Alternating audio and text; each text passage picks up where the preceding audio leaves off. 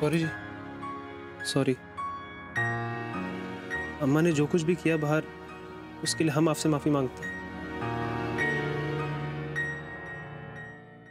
तुला अम्माजींच्या वागण्याचं वाईट वाटतंय, पण तुझ्या वागण्याचं जास्त वाईट वाटतंय मलाशी।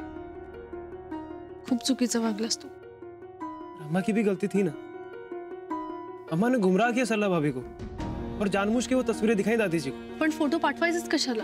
मतलब गलती हमारी है। मग काय म्हणू मी? तुला माहित होतं ना की इथे हे सगळं चालत नाही, म्हणजे असे कपडे घातलेले चालत नाही ना इथे, मग का पाठवायचे फोटो? हमने ऐसे ही मतलब ऐसे तुझ्या या ऐसेच्या नादात हे सगळं होऊन बसलं। सही कह रही हैं, हमारी गलती। हे बघ, हमारी म्हणजे तुझ्या एकट्याची चूक नाहीये, आपलं चुकलंय, आपण दुखावलंय सगळ्यांना। बरं चल आपण जाऊया। कहाँ चल? सगळ्यांची माफी मागूया। कसं आहे ना शिव, अम्मा जी आनंदात नसतील ना तर आपणही आनंदी नाही राहू शकत, आणि घरात कोणीच आनंदी नाही राहू शकत, म्हणून माफी मागूया। सही कह रही है, अम्मा नाराज होंगी ना तो आपको भी बहुत तकलीफ होगी। असं का म्हणतोस तू? नहीं कुछ नहीं, चलिए माफी मांगते सबसे।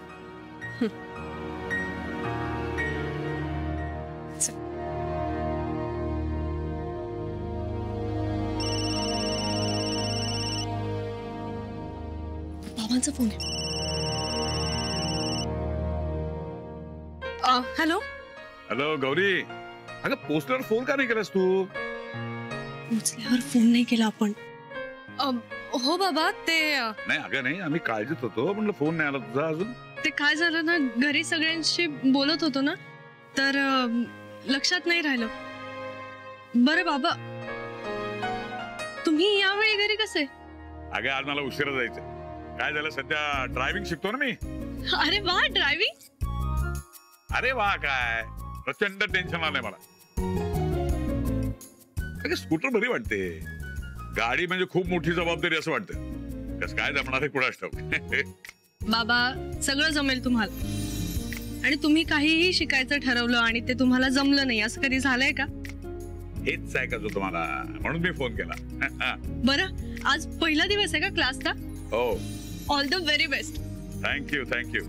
पुढच्या वेळा आलीस ना का गाडीत फिरवेन तुला मी। अरे वा, मजा येईल, नक्कीच येते लवकर। अरे वा वा वा, द्या माका बोलूचा। हा एक मिनिट, आजी बोलताय, आजी आजी। हा हॅलो, हा गौरे, अगो ऐकलंस ना? हा बघ, आता या वयात म्हातार म्हणत मी गाडीतून फिरतलय। मग खुश ना आता? अगो म्हणजे काय, खुश असणार नाही तर काय। आता काय माहितीये, पूर्वीसारखा खैसर जायचं असेल यायचं असेल नवकी त्या रिक्षाची वाट नको बघू, आपली घरची गाडी आहे ना, बस चला म्हटलं की चलायचा।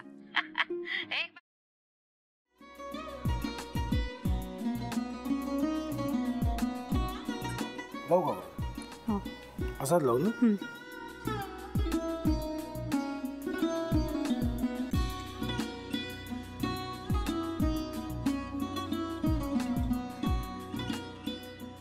आता काय करायचंय? आता आपण ड्राय स्टफिंग दुसरं काय करणार आपण त्यात?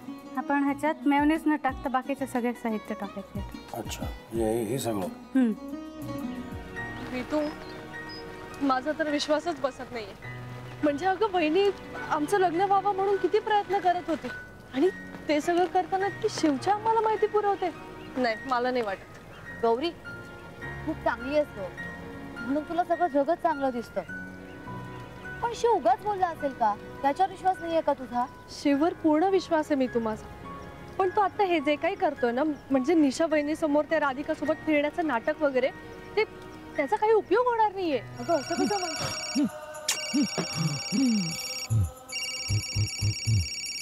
अगं नीलिमा, जतीन भाईंचा कॉल आहे। हो माहितीये, रिसीव कर ना।